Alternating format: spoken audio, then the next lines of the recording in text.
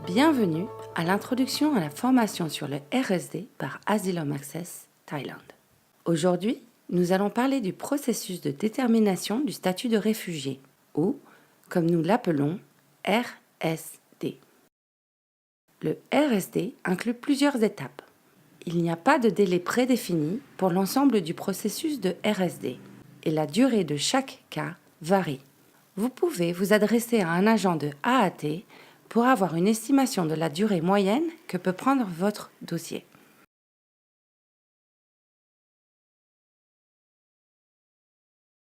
La première étape consiste à s'inscrire auprès de la HCR en Thaïlande et de déposer une demande pour s'enregistrer en tant que demandeur d'asile. Vous pouvez déposer vos coordonnées et documents dans la boîte de dépôt de la HCR située à l'extérieur de leur bureau. Après quelques semaines, la HCR vous appellera pour fixer un rendez-vous d'entretien d'inscription. Si la HCR ne vous recontacte pas dans les 8 semaines, venez voir un de nos agents à AAT qui pourra vous aider. On vous expliquera que vous devrez rédiger une déclaration d'enregistrement. Il s'agit d'une déclaration d'environ 3 à 4 pages qui doit résumer les principales raisons pour lesquelles vous avez fui votre pays. Vous pouvez rédiger cette déclaration dans votre langue maternelle. Dans la déclaration d'enregistrement, veuillez inclure les points suivants. 1. Pourquoi avez-vous quitté votre pays? 2. Pourquoi avez-vous peur de rentrer dans votre pays? 3. Que pensez-vous qu'il arrivera si vous rentriez dans votre pays et pourquoi? 4. Est-ce que quelque chose vous est arrivé dans le passé dont vous craignez qu'elle se reproduise à nouveau? 5. Inclure un résumé de tous les incidents principaux. C'est une bonne idée de rédiger tout cela avant de vous rendre à l'entretien d'enregistrement afin d'avoir le temps de réfléchir à ce que vous voulez dire. Si vous ne savez pas lire ni écrire, la HCR peut vous aider à rédiger votre déclaration pendant votre entretien d'enregistrement. Lorsque vous écrirez votre propre déclaration, il est très important que vous soyez clair et honnête dans ce que vous dites. Si la HCR découvre plus tard des contradictions avec ce qui a été déclaré lors de votre déclaration d'inscription, cela peut poser des problèmes pour votre dossier et affecter votre crédibilité. Nous parlerons de la crédibilité plus tard dans la formation. Si vous n'êtes pas sûr de savoir quoi écrire dans votre déclaration d'enregistrement et plus tard, vous pensez avoir oublié un incident important, vous pouvez réécrire une nouvelle déclaration et la soumettre à la HCR. Si vous n'êtes pas sûr, vous pouvez venir voir un agent d'Asylum Access pour lui expliquer ce que vous pensez que vous auriez dû inclure dans votre déclaration d'enregistrement.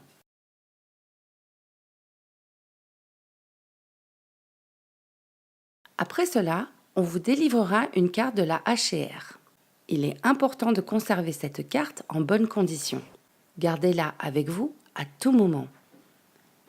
Et prenez soin de la renouveler avant qu'elle n'expire. Après l'enregistrement, on vous donnera une date d'entretien pour le RSD. L'entretien RSD est le moment où la HCR va évaluer si vous êtes un réfugié ou non. La durée d'attente pour un entretien RSD varie. Vous pouvez demander à un agent d'Asylum Access une estimation de la durée moyenne d'attente. Lorsque vous aurez terminé votre entretien RSD, vous devrez attendre une décision. Encore une fois, vous pouvez demander à un agent d'Asylum Access une estimation de la durée moyenne d'attente. Une fois la décision prise, la HCR vous informera si vous avez été reconnu en tant que réfugié ou si votre demande a été rejetée. Si vous êtes reconnu en tant que réfugié, votre réinstallation dans un pays tiers peut alors être envisagée. Sachez que chaque réfugié n'est pas forcément éligible à une réinstallation. La HCR ne considère pas la réinstallation comme étant un droit. En général, certains pays, comme les États-Unis ou le Canada, offrent un nombre de places limité à la HCR pour les réfugiés ayant besoin d'être réinstallés. Ces pays détermineront de manière indépendante votre admissibilité à être réinstallé dans leur pays. La HCR ne prend aucune décision sur ce sujet et ne peut forcer aucun pays à vous réinstaller.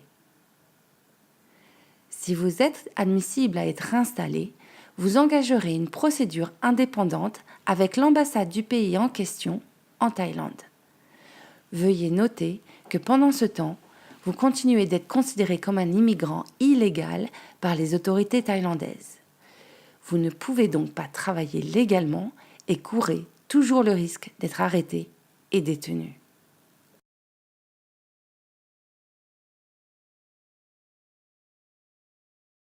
Si votre demande est rejetée, vous recevrez une lettre d'explication et vous aurez un délai de 30 jours pour faire appel. Si vous ne faisiez pas appel, votre dossier sera clos. Un dossier ne peut être réouvert qu'en de très rares occasions. Cependant, ce n'est pas une procédure facile. Si tel était le cas, Asylum Access peut vous expliquer les options qui s'offrent à vous. Venez nous voir ou bien appelez-nous.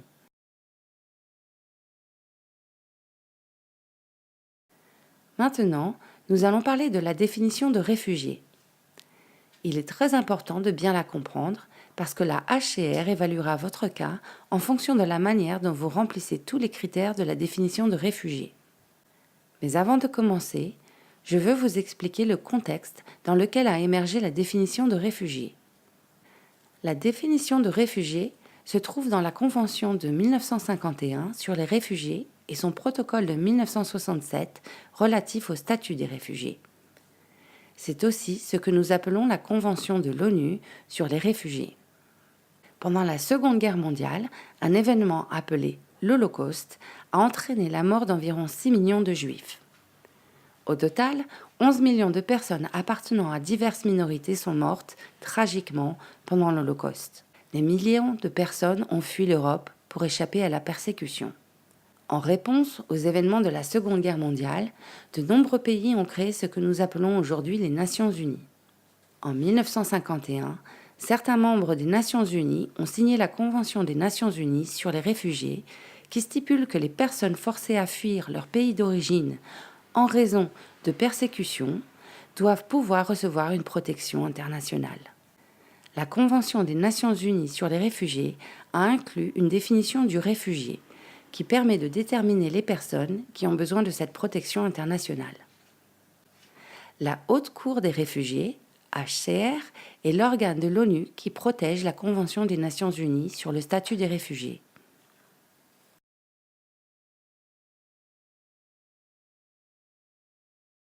La Thaïlande n'est pas signataire de la Convention des Nations Unies sur les réfugiés.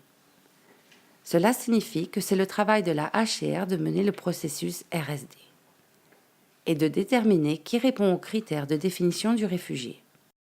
Les demandeurs d'asile et les réfugiés ne bénéficient d'aucune protection spéciale en Thaïlande.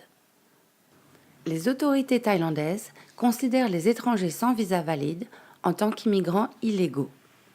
Cela s'applique aussi aux demandeurs d'asile et aux réfugiés. De ce fait, les demandeurs d'asile et les réfugiés n'ont pas le droit de travailler et subissent le risque d'être arrêtés et détenus. La Thaïlande ne déporte que très rarement les demandeurs d'asile. En fait, même les cas dont le dossier a été clos. Il semble accepter en pratique le principe de non-refoulement, qui est un des principes coutumiers du droit international. Cependant, dans de rares cas, très sensibles politiquement, la Thaïlande peut déporter des demandeurs d'asile ou des réfugiés.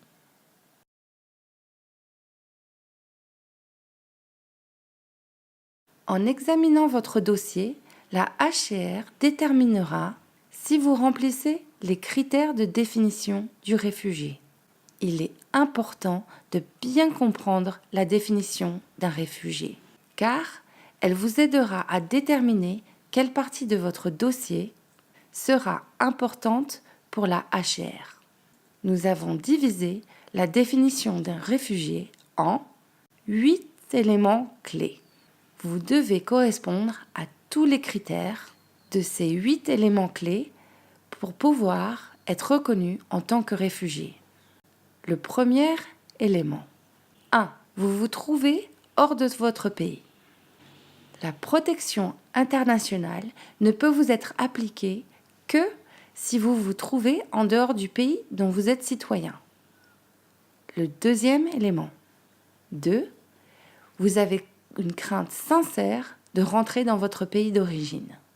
vous avez peur de rentrer dans votre pays d'origine.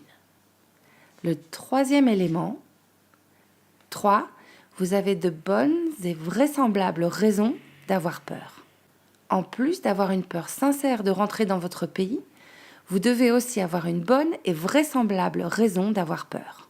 Cela veut dire que vos raisons d'avoir peur doivent être crédibles. Vous devez avoir une peur bien fondée. Le quatrième élément. 4. Vos craintes sont fondées sur quelque chose de très sérieux. Cela doit être plus sérieux que le fait d'être discriminé ou bien harcelé. Que ce dont vous avez peur équivaut à la perte d'une vie, à de la torture, à un viol, à une perte de liberté ou bien des traitements systématiques qui rendent votre vie intolérable. Le cinquième élément. 5. Vous êtes ciblé par ce type de traitement en raison de votre race, religion, nationalité, opinion politique ou par votre appartenance à un certain groupe social. Dans cet élément, vous devez démontrer que la raison de votre persécution est liée à votre race, religion, nationalité, opinion politique ou par votre appartenance à un groupe social particulier. Il n'est pas suffisant de se faire maltraiter ou d'avoir été blessé. Vous devez démontrer que ce traitement est en relation avec ce que nous appelons un motif de la Convention. Le sixième élément. 6. Le gouvernement vous a porté atteinte ou ne peut pas ou ne veut pas vous accorder sa protection. Vous devez démontrer que le gouvernement vous a directement porté atteinte. Ou bien, si vous n'avez pas directement été visé par le gouvernement, vous devez démontrer qu'il n'a pas l'intention ou bien n'a pas les moyens de vous protéger. 7. Vous devrez démontrer qu'il n'est pas raisonnable de vous demander de vous déplacer tout en restant en sécurité dans une autre partie de votre pays. Il n'est pas suffisant de démontrer que vous ne pouvez juste pas vivre dans une ville ou un village en particulier. Vous devez démontrer que si vous rentriez dans votre pays, il n'existe aucun endroit où vous puissiez vivre en sécurité. Ou bien, s'il existait un endroit sûr, qu'il ne soit pas raisonnable d'attendre de vous y déplacer. 8. Vous devez démontrer que si vous rentriez dans votre pays, vous vous confronteriez à un danger sérieux. Si vous avez subi des préjudices dans le passé, il est important de le faire savoir à la HCR. Cependant, vous devez malgré tout démontrer que si vous rentriez dans votre pays d'origine, vous vous exposeriez de nouveau à des risques sérieux. Revoyons à nouveau la définition de réfugié. 1. Vous vous trouvez hors de votre pays. 2. Vous avez une crainte sincère de rentrer dans votre pays d'origine. 3. Vous avez de bonnes et vraisemblables raisons d'avoir peur. 4. Vos craintes sont fondées sur quelque chose de très sérieux. 5. Vous êtes ciblé par ce type de traitement en raison de votre race, religion, nationalité, opinion politique ou par votre appartenance à un certain groupe social. 6. Le gouvernement vous a porté atteinte ou ne peut pas ou ne veut pas vous accorder sa protection. 7. Vous devrez démontrer qu'il n'est pas raisonnable de vous demander de vous déplacer tout en restant en sécurité dans une autre partie de votre pays. 8. Vous devez démontrer que si vous rentriez dans votre pays, vous vous confronteriez à un danger sérieux. Voici la fin de cette session. Maintenant que vous connaissez les 8 éléments de la définition de réfugié, répondez au questionnaire qui suit. À bientôt dans le prochain module.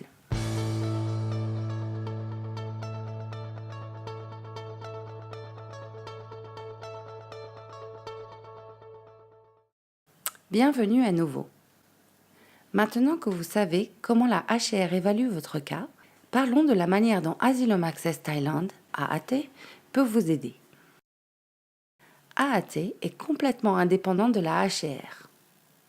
AAT n'a pas de lien avec la HCR ni avec aucun autre prestataire de services ou le gouvernement thaïlandais. AAT a une politique de confidentialité. Tout ce que vous confierez à AAT sera gardé confidentiel, y compris par nos interprètes.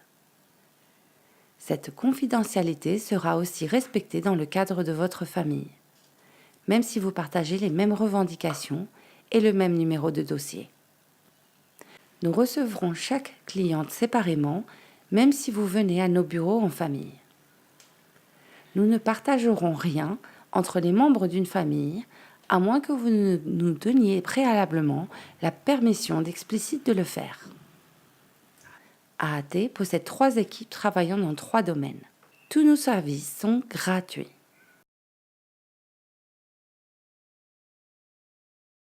Le premier domaine dont nous allons parler sont les services juridiques. AAT fournit des conseils et informations gratuits concernant le processus RSD. Nous ne vous demanderons jamais de rémunération pour nos services. Nous avons beaucoup de volontaires dans notre équipe, ce qui veut dire qu'ils ne sont pas payés. AAT n'assigne pas d'agent à tout le monde. Toutes les personnes qui viennent bénéficier des services d'AAT n'auront pas forcément un agent assigné à son propre cas. Parce qu'AAT a des ressources limitées, elle n'a pas la capacité d'assigner à tout le monde un agent pour leur dossier. Mais ce n'est pas parce qu'on ne vous a pas assigné un agent qu'on ne peut pas vous aider. Nous offrons des formations à autant de personnes que possible. Et c'est une de nos manières principales d'aider nos clients. Nous tenons aussi une journée clinique juridique, sans rendez-vous, 1 fois par semaine, où tout le monde peut se rendre dans nos bureaux pour parler à un agent pendant 15 ou 20 minutes. Dans certains cas, AAT attribuera à un demandeur d'asile un agent pour l'aider avec son dossier. Ce n'est pas possible de le faire avec tout le monde à cause de nos ressources limitées. Donc AAT a des critères stricts pour évaluer dans quelle mesure vous pouvez être qualifié. Et finalement, nous essaierons d'aider les réfugiés ou les demandeurs d'asile qui rencontrent des difficultés de protection en Thaïlande. AAT garde une trace de chacune de vos visites, de ce dont nous avons parlé et de tous les documents que vous avez fournis. De cette manière, vous pouvez vous adresser à n'importe quel agent lorsque vous venez et ils pourront vous aider. Le deuxième domaine est l'intervention communautaire. L'équipe d'intervention communautaire fournit des informations et des formations sur les problèmes hors juridiques qui pourraient être importantes et utiles pour les clients d'AAT. Par exemple, l'intervention communautaire peut vous mettre en relation avec différents fournisseurs de services qui peuvent vous aider au niveau médical, financier ou des problèmes de logement. Le troisième domaine est celui des politiques et campagnes de mobilisation. Les politiques de mobilisation consistent à plaidoyer pour le compte des demandeurs d'asile et réfugiés auprès des gouvernements et organismes internationaux afin de rendre les droits des réfugiés une réalité en Thaïlande. Voici la fin de ce module. Maintenant, prenez une petite pause pour répondre au quiz. Je vous retrouverai pour le module suivant.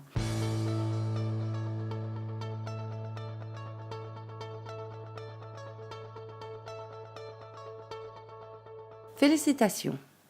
Vous êtes arrivé au dernier module de cette vidéo d'entraînement. Dans ce module, nous allons parler du processus d'accélération. Dans de très rares et exceptionnels cas, la HCR peut accélérer le dossier d'une personne. La HCR a des critères très stricts pour l'accélération. La cause en est que, lorsqu'un dossier est accéléré, celui d'un autre peut être retardé. Cela signifie que la plupart des demandeurs d'asile devront attendre pour passer leur entretien. Les critères d'accélération peuvent évoluer dans le temps. Vous devriez prendre contact avec AAT pour être certain que vous avez des informations à jour sur les critères d'accélération de la HCR. Les demandeurs d'asile et les réfugiés peuvent ajouter d'autres personnes dans leur dossier. C'est ce que nous appelons l'unité familiale. Si quelqu'un est ajouté à votre dossier, il pourra bénéficier de ce que nous appelons un statut dérivatif ou dépendant.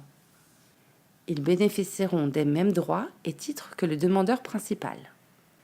Un exemple de cela pourrait être si un de vos enfants ayant moins de 18 ans était resté dans votre pays et vous a rejoint plus tard, ou Si vous vous mariez avec un autre demandeur d'asile lorsque vous êtes ici et souhaitez adjoindre vos dossiers. Si quelqu'un arrive en Thaïlande après vous et souhaite se joindre à votre dossier, vous devez écrire une lettre individuelle à la HCR en expliquant votre désir de joindre vos dossiers et pourquoi. La HCR devra vérifier que l'unification de vos dossiers est bien voulue par les deux parties individuellement et que c'est opportun compte tenu des circonstances. Parfois, avant d'adjoindre vos dossiers, la HCR demandera à chaque partie d'accomplir d'abord la procédure de RSD. Cela signifie que chaque partie devra effectuer leur entretien de RSD et recevoir leur décision d'abord. Cela arrive souvent lorsque le mari ou l'épouse arrive plus tard en Thaïlande. Cela ne s'applique pas aux enfants de moins de 18 ans, à moins qu'ils revendiquent leur propre statut de réfugié. Si une seule personne est reconnue en tant que réfugié, alors la personne qui n'a pas été reconnue peut se joindre au dossier de la personne qui a été reconnue et devenir le dépendant ou dérivatif de cette personne. On peut aussi demander de participer à un entretien d'unité familiale, où la HCR pourra déterminer si votre lien de parenté est légitime. Lors de cet entretien, la HCR déterminera la nature et la durée de votre lien, les modalités de vie dans votre pays d'origine et en Thaïlande, les responsabilités financières, légales et sociales assumées par le demandeur principal, et tous les points vulnérables spécifiques pour le demandeur de statut de dépendant ou dérivatif.